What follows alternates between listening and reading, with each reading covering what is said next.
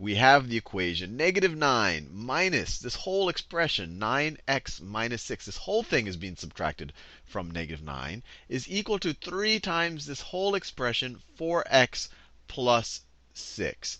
Now, a good place to start is to just get rid of these parentheses. And the best way to get rid of these parentheses is to kind of multiply them out. This has a negative 1. You just see a minus here, but it's really the same thing as having a negative 1 times this quantity. And here you have a 3 times this quantity. So let's multiply it out using the distributive property. So the left-hand side of our equation, we have our negative 9. And then we want to multiply the negative 1 times each of these terms. So negative 1 times 9x is negative 9x. And then negative 1 times negative 6 is plus 6, or positive 6. And then that is going to be equal to, let's distribute the 3. 3 times 4x is 12x. And then 3 times 6 is 18. 3 times 6 is 18. Now what we want to do, let's combine our constant terms if we can. We have a negative 9 and a 6 here. On this side, we've combined all of our like terms. We can't combine a 12x and an 18. So let's combine this. So let's combine the negative 9 and the 6, our two constant terms on the left-hand side of the equation. So we're going to have this negative 9x. So we're going to have negative 9x plus, let's see, we have a negative 9 and then plus 6. So negative 9 plus 6 is negative 3. So we're going to have a negative 9x, and then we have a negative 3. So minus 3 right here. That's the negative 9 plus the 6. And that is equal to 12x plus 18.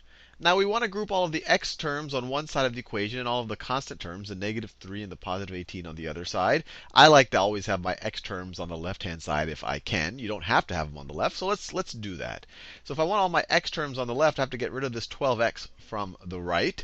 And the best way to do that is to subtract 12x from both sides of the equation. So let me subtract 12x from the right and subtract 12x from the left.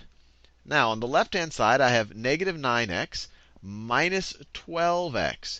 So negative 9 minus 12, that's negative 21, negative 21x minus 3 is equal to 12x minus 12x. Well, that's just nothing. That's 0. So I could write a 0 here, but I don't have to write anything. That was the whole point of subtracting the 12x from the left-hand side. And that is going to be equal to, so on the right-hand side, we just are left with an 18. We are just left with that 18 here. These guys canceled out. Now, let's get rid of this negative 3 from the left-hand side. So on the left-hand side, we only have x terms. And on the right-hand side, we only have constant terms. So the best way to cancel out a negative 3 is to add 3. So it cancels out to 0. So we're going to add 3 to the left. Let's add 3 to the right. And we get the left-hand side of the equation. We have the negative 21x, no other x term to add or subtract here. So we have negative 21x. The negative 3 and the plus 3, or the positive 3, cancel out. That was the whole point. Equals, what's 18 plus 3? 18 plus 3 is 21. It's 21. So now we have negative 21x is equal to 21. And we want to solve for x. So if you have something times x and you just want it to be an x, let's divide by that something.